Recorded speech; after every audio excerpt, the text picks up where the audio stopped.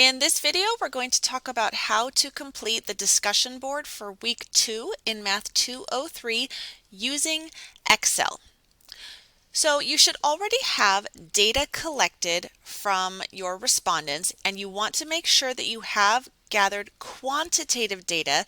That means that the responses you got from your respondents should have been numbers. So the numbers I have here for this example is I asked people how many Facebook friends they had, and each person I asked gave me a number as a response that told me how many friends on Facebook they currently have. So you can see that I've already entered that data into the first column of Excel. So now we're ready to begin gathering the items requested in the directions for assignment number 2. So the first thing we need to have is a histogram. So anytime you want to make a graph in Excel, you can find the graphs under the Insert tab at the top. And then all these different options here are the different types of graphs you can make. You can also click on this little arrow here to see additional types of graphs. So for a histogram, we want to choose this one right here that has the multiple blue bars. And if I click on that, I'll get a couple of options. The first one here with the bars is fine.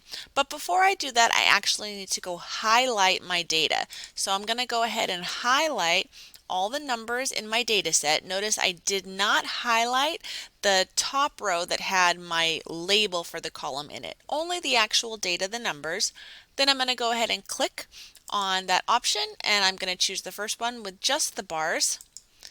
And now I have a histogram for my data. Anytime we make a graph, we want to make sure that it is appropriately labeled. That means both axes should have a title and the entire graph should have some kind of title that makes sense. So we can see there's already a place for a chart title here, but it doesn't really make sense right now. It just says chart title. So I'm going to go ahead and change this to something that makes sense to my reader. So I'm going to say histogram of number of Facebook friends. Now I don't have anything along my two axes either to tell the reader what these two axes are standing for, but I can go ahead and add that by going up to the top to add chart element. If you don't see add chart element here, just click on the graph and go up to chart tools and design, and then you should see add chart element. If we click on that, we have a number of options, and the one I'm looking for is axes title. So you can see we can add an axis title on the horizontal axis and on the vertical axis one by one. I'm going to choose the horizontal axis first, and when I click on that, I can immediately start typing what I want. So the horizontal axis is showing whatever the variable is, so that's going to be number. Whoops. Still in my title there. So here's my horizontal axis down here. So I'm going to change that and title it as whatever my variable was. So that's number of Facebook friends. Now my horizontal axis is titled, and for the vertical axis I'll do the same thing. Add chart element, axes title, primary vertical, and now I can type frequency. So I'm going to highlight this. It's a little awkward to highlight this because it's vertical, but we can do it. So frequency is always what's on the vertical axis for a histogram. So now I have my histogram, and I can see that this histogram for me looks very right skewed. I have these very tall bars over on the left, and then these itty bitty bars going off to the right. So wherever the tail of your graph is where the direction of your skew is. So in my case, I have a right skewed graph. The next thing we want to get is some summary statistics. So there's a couple of ways to do this. I'm going to show you two ways. So the first way, we do need to again have that data highlighted here. And if we go up to the data tab at the top, we want to look for data analysis here way to the right. If you don't see data analysis there, you can add it to your session by going to File, Options, Add-ins. Down at the bottom where it says Manage Excel Add-ins, click Go. And you want to have these first two boxes checked. Analysis Toolpack, and Analysis Toolpack VBA. Then click OK. And after that, you should see the Data Analysis show up. If you now click on Data Analysis, we can go to Descriptive Statistics and click OK. This wants to know now where the descriptive statistics are. So I'm going to come over here and highlight my entire column of data. This time I did include the title at the top, and I'm just going to click on this checkbox right here that tells the program that I do have a label in the top row. So it should not look at that label when it is doing the calculations. For where your answers are going to be displayed, it's automatically set to go to a new worksheet. I like to put this on the same worksheet as my data, so I'm going to click on Output Range here, and then right here I can click anywhere in the session where I want the data to go. So I'm going to put it right here. You can see the cell number pulled over when I clicked on it here. And we want to have Summary Statistics, so I'm going to click on Summary Statistics, and then we'll click OK. So here are a number of the statistics that I needed. So first I had the mean, I see the median and the mode, and I see the standard deviation. I also see the minimum and the maximum numbers. So the only thing I'm missing from what was requested is I'm missing the quartiles. I was asked to find the 5-number summary. The 5-number summary is the 5 numbers minimum, first quartile, median, third quartile, and maximum. So we already have the minimum, the median, and the maximum, but we don't have the quartiles yet. So for the quartiles, I can go ahead down to a new row, and I'm going to label this Q1 for quartile 1. And in this next cell, I'm going to enter a formula myself. So if I go up to the Formulas tab here, and then go to More Functions, and then Statistical, and I scroll all the way down into the Q section, I should see quartile INC. So that's what I want, quartile INC. The INC means inclusive. If I click that, it's going to ask me for an array. That just means where my data is. So I'm going to go highlight my data here,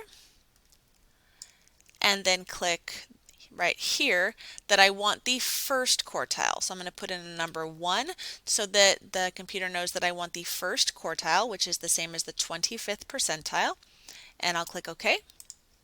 So now I have the first quartile for my data. In the exact same way, we're going to get the third quartile. So I'm going to call this Q3, and I didn't put a colon for the first one, so we won't put a colon for the second one.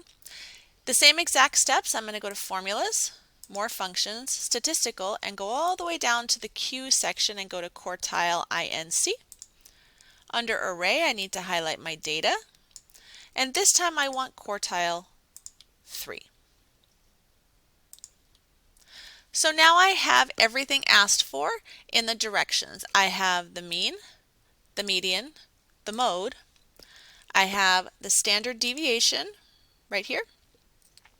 And I have the 5-number summary, which is the minimum, Q1, median, Q3, and maximum. The next thing we were asked to find is a box plot. So a box plot again is a graph. So all the graphs, just like before, are going to be under Insert. And then the box plots are actually also under this tab here that looks like a histogram. So before we click on it, same as before, we need to go highlight our data. Then we're going to go to that same button that looked like a histogram before, and we're going to click on Box and Whisker Plot. So here's my box plot. Again, I need a title. So my title is going to be Box Plot, number of Facebook friends, and you can title it what you like. So in this case, there's really only one axis. This bottom axis isn't really meaning anything, so we can actually delete that number 1 right there. That has no meaning. But this vertical axis is showing what the data is. So in my case, it's the number of Facebook friends. So again, I can go to Add Chart Element, Axes Title, Primary Vertical, come in right here, and I can say number of Facebook friends. So now I have my box plot. Just looking at my box plot, I can see that I have two outliers. I have this guy right here and this one right here, which happen to correspond to my largest two data values. But I can also find the boundaries for what would or would not be an outlier by making a really quick formula in Excel. So the lower boundary for what my outliers would be is I need to take the formula Q1 minus 1.5 times the IQR. So we can make that formula ourselves right here in Excel. If I want to make my own formula, I'm always going to start with an equal sign. So for the lower boundary, again, it would be Q1. Q1 was right here, so I can just go ahead and click right on that cell to pull it into my formula, minus 1.5. Now the IQR is just Q3 minus Q1. So I can start a set of parentheses and then do Q3 minus Q1, just like that. Close the parentheses and I'll hit enter. And I can see now that this is pulling in all those numbers from my set. Same thing for the upper boundary. We can go ahead and do our upper boundary here by doing the same thing, equals. So the upper boundary formula is Q3 plus 1.5 times the IQR. So we can go ahead and choose Q3 and then add 1.5 times the IQR, which is Q3 minus Q1. And then we just hit enter. So now I have my lower boundary and my upper boundary for outliers. So what does that mean? Remember, the lower boundary means if there is a data value in my set that is even less than that number, then that number is very, very extreme to the point that we would label it as an outlier.